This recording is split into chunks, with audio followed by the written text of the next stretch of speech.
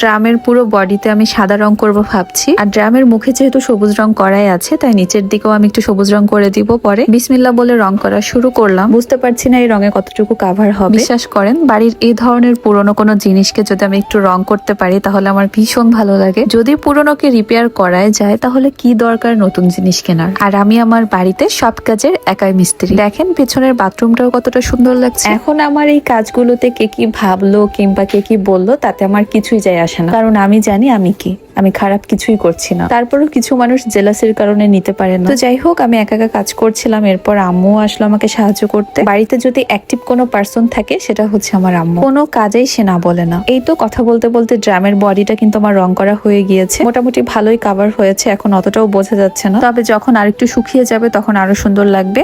তো এখন নিচের সাইডটাতে আমি সবুজ রং দিয়ে দিচ্ছি এই যে বর্ডারে। আমার কাছে রং করার জন্য যা যা লাগে সবকিছুই কিন্তু আছে, ছোট ব্রাশ থেকে শুরু করে বড় ব্রাশ,